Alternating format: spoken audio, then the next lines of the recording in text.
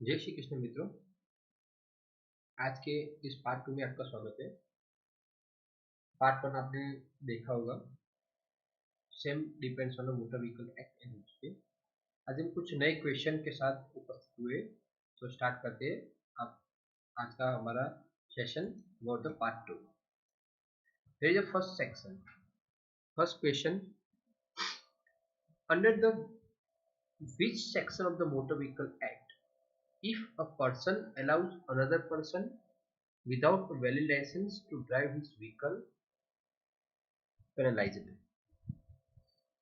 आपके पास लाइसेंस है, अपने फ्रेंड के पास नहीं है, अब उसको व्हीकल चलाने के लिए आप देते हो, तो कौन से सेक्शन के अंदर पे आपको पेनल्टी लगेगी? बरोबर है, तो ये आएगा सेक्शन नंबर 5। ओके, ये है एग्जैक्टली सेक्शन नंबर 5 जो मोटर व्हीकल एक्ट 1988 का चैप्टर नंबर 8, बरोबर है, जो पेनल्टीज पर डिपेंड है, जो है हमारा सेक्शन 5 RW। ओके, आगे देखते हैं हम। According to Central Motor Vehicle Rule 1989, Chapter 5 describes that the overall weight of the agricultural tractor shall not exceed। जो एग्रीकल्चर ट्रैक्टर आती है उसकी जो हाइट कितनी नहीं होनी चाहिए? 1.85 मीटर्स, 6.5 मीटर्स, 2.6 मीटर्स या 3.8 मीटर्स। बरोबर है, तो ये हमारे पास चार ऑप्शन है, तो उसका सही आंसर है आंसर सी है, जो है 2.6 मीटर्स। इससे ज्यादा उसकी हाइट नहीं होनी चाहिए, इसकी तो एग्रीकल्चर ट्रैक्टर के लिए। बरोबर है, ये मोटर व्हीकल रूल एक्ट 1989 के चैप्टर 5 में ये क्लियर दिया हुआ है। बरोबर है, आगे देखते हैं हम। According to central motor vehicle rule 1989 chapter 5 describe which rule to size and ply rating of tires for agricultural tractor। बरोबर, ये सेम चैप्टर में ये एक नया रूल्स है, size and ply rating of tyres for agriculture tractor. तो कौन से रूल में है? तो रूल में है 95A में है, जो रूल नंबर 95A है, इसमें ये डिस्क्राइब किया गया है कि व्हीकल जो टायर है उसकी साइज कितनी होनी चाहिए। Okay, size and ply rating of tyres for agriculture tractor. बरोबर, ये किसके लिए बात हम कर रहे हैं? तो एग्रीकल्चर ट्रैक्टर के लिए बात कर रहे हैं, जिसका सही आंसर है रूल 95A। बरोबर है, ये रखो ए है। Under motor vehicle act 1988, the central government may make rules specifying the minimum educational qualification of person to whom license to drive transport vehicle may be issued। ये कौन से सेक्शन में दिया गया है? ये कौन से सेक्शन में दिया गया है? तो ये सेक्शन नंबर कौन सा है? तो सेक्शन नंबर है 27। सेक्शन नंबर 27 में ये क्लेम दिया गया है, specify the minimum educational qualification of person to home licence to drive transport vehicle. तो ट्रांसपोर्ट व्हीकल के लिए मिनिमम एजुकेशनल क्वालिफिकेशन कंपलसरी है। बरोबर है, तो आगे देखते हैं, जिसका आंसर था answer C, section number 27। What is the application for renewal of certificate of fitness? मेरे वीडियो में आपको मैंने सारे फॉर्म दिए गए हैं, कौन सी सर्विस के लिए कौन सा फॉर्म आपको फिलअप करना है वो उसमें दिया गया है। मैं आपको अभी समझाने जा रहा हूँ। What is the application of renewal of certificate of fitness, इसके लिए कौन सा फॉर्म फिलअप करना होता है? Form CFX, form CFRC, form CFA या फॉर्म CFRA? बरोबर है, तो इसका आंसर है आंसर डी, फॉर्म CFRA। बरोबर, ये फॉर्म है, ये फॉर्म किसके लिए हम फिलअप करते हैं? तो application for renewal of certificate of fitness. बरोबर है, अभी आप आगे देखते हैं। ये आपका question 6, who is the authorised person to conduct breath test? A police officer in uniform, officers of the exercise department, officer of the forest department, and of the above. हमें देखते ही हमें मालूम पड़ेगा कि इसका आंसर है आंसर ए। बरोबर है, ब्रीथ टेस्ट के लिए कौन सा ऑथराइज पर्सन है? तो एक ही पर्सन है, कौन? पुलिस ऑफिसर इन यूनिफॉर्म, या रखो विथ यूनिफॉर्म, विदाउट यूनिफॉर्म नहीं, इन यूनिफॉर्म है तो दिस इज ऑथोराइज पर्सन, बरोबर है। अभी आगे देखते हैं हम। According to the central motor vehicle rule 1989 chapter 5 describe which rule to size and ply rating of tyres of power tillers. मैंने अभी आपको समझा था, आगे कौन सा रूल था, वो था size and ply rating of tyres for agriculture tractor के लिए था, जो इसका आंसर था 95A। अभी है size and ply rating of tyres for power tillers, जिसका आंसर है आंसर बी 95B, बरोबर है। देख लो खाली चेंजेस कौन सा है, यहाँ पे चेंजेस है एग्रीकल्चर ट्रैक्टर, तो 95A है रूल, लेकिन पावर टेलर आता है तो उसका आंसर आएगा 95B, बरोबर है। अभी हम आगे देखते हैं। According to the central motor vehicle rule 1989 blank motorcycle as defined with maximum design speed not exceeding 45 km per hour and engine capacity not exceeding 50 cc। ये कौन से कैटेगरी में है, कोई मोटरसाइकिल डिफाइन करते हैं हम, बरोबर, जिसकी maximum speed not exceeding 45 kilometre per hour, बरोबर है, और इसकी इंजन कैपेसिटी कितनी नहीं होनी चाहिए, 50 सीसी, बरोबर है। तो वो कौन सी कैटेगरी में आएगा, CMVR 1989 के रूल के मुताबिक, तो इसकी कैटेगरी आएगी कैटेगरी सी, जिसे बोलते हैं हम कैटेगरी L1, जिसे बोलते हैं हम category L1। There are 4 category, category M1, category M2, category L1 and category L2। मैंने आपको एक वीडियो में आपको पूरा समझाया हुआ सब सारी कैटेगरी, तो उसका कैटेगरी है कैटेगरी L1, बरोबर, जिसका आंसर सी है। According to the Central Motor Vehicle Rule 1989, the maximum speed of the power trailer when compiled to a trailer shall not be exceed, बरोबर, तो कितनी स्पीड पावर टिलर की होनी चाहिए when coupled to a trailer, 95 number, बरोबर है। तो उसका आंसर कौन सा है, तो उसका आंसर है answer D 22 kilometre per hour, okay 22 kilometre per hour, that is the answer of this question, जो किसमें है, जो है सेंट्रल मोटर व्हीकल रूल 1989 में क्लियरली डिफाइन किया गया है, आप वो चेक कर सकते हो एक बार। मोटर व्हीकल एक्ट 1988 जो चैप्टर 7 है, जिसका नाम है construction equipment and maintenance of motor vehicles, explanation section 109, जो चैप्टर 7 है उसमें ये चैप्टर है कंस्ट्रक्शन इक्विपमेंट एंड मेंटेनेंस, जिसमें सेक्शन 9 क्या एक्सप्लेनेशन करता है। तो मैंने आपको 4 ऑप्शन दिए हैं, general provision regarding construction and maintenance of vehicles, power of state government to make rules, power of central government to make the rules and all of this, मतलब ऑल ऑफ दिस तो मुझे मालूम है ये नहीं, answer नहीं आएगा, और चैप्टर स्टार्ट कहाँ से होता है वो आपको चेक करना है, वो चेक करने के बाद आप इजीली आंसर उसका दे सकते हो। तो इसका आंसर है आंसर ए, बिकॉज ये दोनों लास्ट में आते हैं, power to make government to make rules and power to state government to make the rules, इसका आंसर है आंसर ए है, जिसे बोलते हैं general provision regarding construction and maintenance of vehicle, ये स्टार्टिंग ऑफ द चैप्टर है, बरोबर। अभी आते हैं आगे, which of the following page of the chapter 8 under motor vehicle act 1980 is not correctly matched। मैंने आपको 4 ऑप्शन दिए हैं, जिसमें मैंने सेक्शन के सामने उसकी जो डेफिनेशन है वो भी लिखी हुई है। सेक्शन 112 क्या देता है, जो देता है लिमिट ऑफ स्पीड, सेक्शन 113 क्या देता है, तो देता है limit of weight and limitation on use, then section 117 parking places and halting stations, and section 118 vehicles with left hand control। इसमें सही कौन सा नहीं है, तो एक ही सही नहीं है, कौन सा सही नहीं है, तो वो है सेक्शन 118, वो सही नहीं है, याद रखो वो सही नहीं है 118, बरोबर है। According to the Central Motor Vehicle Rule 1989, how a motor vehicle used for the carriage of passengers comprising more and 8 seats in addition to the driver's seat and having maximum gross vehicle weight exceeding 5 tons, बरोबर, question को एक बार फिर से आप आराम से पढ़ो और देखो इसमें क्या आपको बताया गया है कि according to centre motor vehicle rule 1989, तो उसमें motor vehicle use for a carriage of passengers in comprising more than 8 seat in addition to driver seat and having maximum gross vehicle weight exceeding 5 tons. वो कौन सी category में है? Category M1, category M2, category L1 and category L2।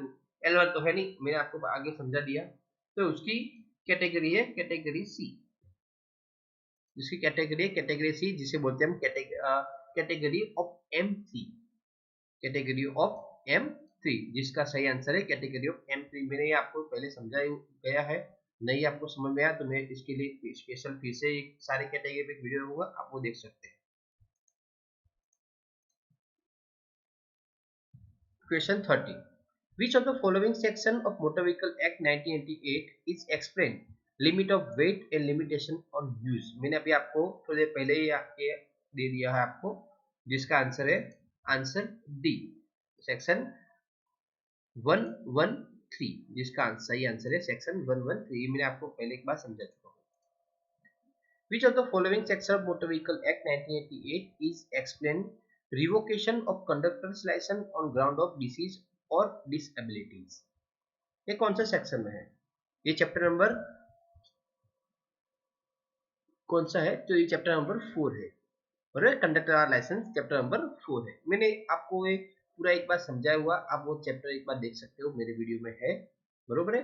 जो start होता है section number 29 से start होता है, बरोबर है, जिसमें revocation of conductors licence of grounds for disease of disability, बरोबर, डिसीज और डिसेबिलिटी, जिसका सही आंसर है आंसर सी, जिसे बोलते हैं सेक्शन 32, बरोबर। 32 में ये आपको क्लियरली लिखा हुआ है।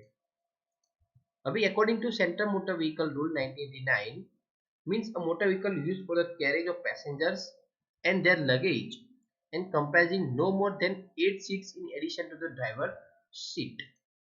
okay, this is the driver seat। okay, अभी थोड़ी देर पहले मैंने आपको एक क्वेश्चन आगे समझाया, ये क्वेश्चन जो है पैसेंजर के लिए, जो मोर देन 8 सीट्स के लिए था। अभी ये जो है वो किसके लिए? तो पैसेंजर लगेज के लिए, जो कौन सी कैटेगरी में आएगा? तो जिसकी कैटेगरी कैटेगरी M1। पहले हमने आगे देखा जो थी कैटेगरी M3 थी, जो मोर देन 8 पैसेंजर के लिए थी इंक्लूडिंग ड्राइवर सीट। अभी ये जो है वो कैटेगरी किसके साथ है? तो not more than 8 seats addition to driver seat, जिसे बोलते हैं कैटेगरी M1। वे आगे चेक देखते हैं हम। Among the following vehicles for which vehicle the permit is not necessary। एक कौन से ऐसे व्हीकल है जिसके लिए परमिट की कोई जरूरत नहीं है? Goods vehicles, the gross weight in not exceeding 1000 kg, not exceeding 2000 kg, 3000 kg and 4000 kg, बराबर। तो इसका सही आंसर कौन सा आएगा? तो सही आंसर है आंसर सी, जो 3000 kg से ऊपर है उसके लिए ही परमिट जरूरी है, उसके नीचे व्हीकल के लिए परमिट की कोई जरूरत नहीं है। जो नया रूल्स है उसमें ये क्लियरली दिखाई गया है हमें, बरोबर है। Test the competence for the grant of driving licence is exempted to the applicated to. ये किसके लिए? ये टेस्ट ऑफ एजम्पशंस जो मान्य नहीं है, तो है holds a driving license which expired not more than 5 years ago, possesses a driving certificate issued by any institution recognized by the state government, is applying for an invalid carriage license, and holds a driving license is issued by competent authority of any foreign country, बरोबर। तो इसका एक सही सीधा answer है answer D, बरोबर है। कौन सा आंसर है? तो holds a driving licence issued by competent authority to any foreign country, इसके लिए ये जिम्मेदार नहीं है। According to the central motor vehicle rule 1989 chapter 5 describe the agriculture tractor dimensions. WLHO means W means width, L means length, H means height and O means overhead respectively shall not be exit. अभी मैंने 4 option दिया है जिसमें आपको क्या find करना है ये मिनिमम उसकी ये हाइट, सॉरी फर्स्ट है विड्थ, बाद में है लेंथ, उसके बाद है हाइट और लास्ट में है ओरेंज। कितनी होनी चाहिए, उससे ज्यादा नहीं होनी चाहिए means. Okay, 2.6 metres, 3.8 metres, 6.5 metres and 1.85 metres. बरोबर। अभी मैंने थोड़ी देर पहले आपको एक क्वेश्चन दिया था, जो था question relating to the height और, बरोबर है। अभी हम चेक करते हैं, ये चारों के चारों उसमें एक ही आंसर में आ जाते हैं, तो है जिसका आंसर है आंसर बी, जिसका आंसर है आंसर बी। मैंने आपको पहले समझाया था विड्थ के लिए, तो आपका सही आंसर है 2.6 मीटर। अभी इसमें भी क्या है, विड्थ विड्थ 2.6 मीटर, तो पहले में भी है सेकंड में भी है, बट लेंथ कितनी आएगी तो 6.5 मीटर। इट मींस जिसका आंसर है आंसर बी, बरोबर है। तो उससे ज्यादा नहीं होनी चाहिए, ये याद आपको याद रखना है, बरोबर। किसके लिए, तो एग्रीकल्चर ट्रैक्टर के लिए। According to Center Motor Vehicle Rule 1989, the maximum haulage capacity of the power tiller coupled to a trailer should not be exceed, जिसका आंसर है आंसर बी, 1.5 टन से ज्यादा नहीं होना चाहिए, बरोबर। यही इसका एक सिंपल आंसर है। According to Center Motor Vehicle Rule 1989, a motor vehicle used for the carriage of driving and having a gross vehicle weight exceeding 12 tons, बरोबर। तो 12 टन से 12 टन से ज्यादा नहीं होने चाहिए। क्या, जीबीडब्ल्यू ग्रॉस व्हीकल वेट, और किस टाइप के व्हीकल के लिए, कौन सी कैटेगरी है, कैटेगरी N1 है, कैटेगरी N2 है, कैटेगरी N3 है, या नॉन ऑफ दिस। जिसका सही आंसर है आंसर सी, कैटेगरी N3। मैंने आपको ये पहले समझाया, मैं आपको कैटेगरी के लिए एक वीडियो दे दूंगा, आप वो क्लियरली देख सकते हो उसमें। Among the following, which document is not used for the evidence of address and ages? आपको लाइसेंस कराने के लिए ये दो एविडेंस कंपलसरी है, एक है एज प्रूफ और सेकंड है एड्रेस प्रूफ, बरोबर। तो उसमें कौन से एविडेंस जिसमें मान्य नहीं गिनते, तो पासपोर्ट, पासपोर्ट एविडेंस है एड्रेस प्रूफ के लिए, या रखो पासपोर्ट एविडेंस है एड्रेस प्रूफ के लिए। छोटे बच्चों का भी पासपोर्ट निकाल, इसमें एज नहीं आती है। तो electronic roll, life of insurance policy and bank passbook, या रखो बैंक पासबुक है, वो एविडेंस नहीं गिनते। जो बैंक पासबुक है उसको एविडेंस नहीं गिनते आरटीओ वाले, मीन्स आपको एड्रेस प्रूफ के लिए और एज के लिए बैंक पासबुक वो एविडेंस के लिए नहीं गिनते। Who is the officer authorized to convey a vehicle to a waiting device to determine whether the vehicle is being used in contravention of section 113? कौन सा व्हीकल, कौन सा ऑफिसर ऑथराइज है, बरोबर है, जो सेक्शन 113 के लिए इंपॉर्टेंस है। कौन सा व्हीकल है ऑफिसर से, तो any officer of motor vehicle department, any officer of public work department, any officer of police department not below the rank of SI of police, और नन ऑफ द अबव। तो इसका सही answer एक ही है, जिसका हम बोलते हैं कि any officer of motor vehicle department, जो एआई भी हो, आईएम भी हो, या कोई भी हो, बरोबर है। इसके लिए वही वो चेक कर सकते हैं, बरोबर है, बाकी कोई चेक नहीं कर सकता।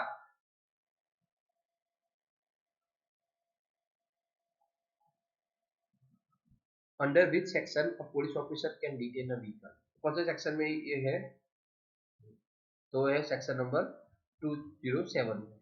ये क्लियर दिया गया है कि आप ऑफिसर आपका व्हीकल डिटेन कर सकता है, जो सेक्शन 207 में क्लियर लिखा हुआ है।